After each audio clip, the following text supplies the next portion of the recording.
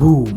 అగ్నిపర్వతం బద్దలైంది. ఇన్నాళ్ళు డే 1 రికార్డును తన పేరు మీద పదిలంగా కాపాడుకుంటూ అసలు అది కొట్టడం అసాధ్యం అన్నంత రేంజ్ టార్గెట్ను సెట్ చేసిన ఎస్ఎస్ రాజమౌళికి తన ఆప్తమిత్రుడు సుకుమారే షాక్ ఇచ్చాడు. పుష్ప 2తో అల్లు అర్జున్ సృష్టించిన ప్రభంజనానికి డే 1 ఆల్ టైమ్ రికార్డులన్నీ ముక్కలయ్యాయి. International lab facility.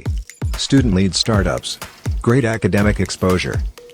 KL, deemed to be university.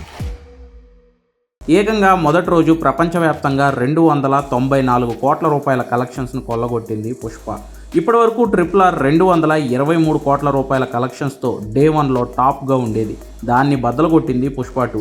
Just miss. లేదంటే మొదటి రోజే 300 కోట్ల రూపాయల కలెక్షన్ను టచ్ చేసిన మొదటి ఇండియన్ సినిమాగా నిలిచేది పుష్ప 2.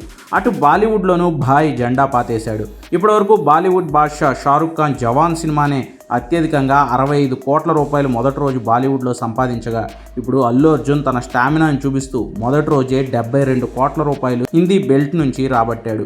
సో అటు బాలీవుడ్ ఇటు ప్రపంచ స్థాయి కలెక్షన్స్లో ముందున్న రికార్డులన్నీ బద్దలు కొట్టి పుష్పగాడి రూలింగ్ ఏంటో చూపించాడు అల్లు అర్జున్.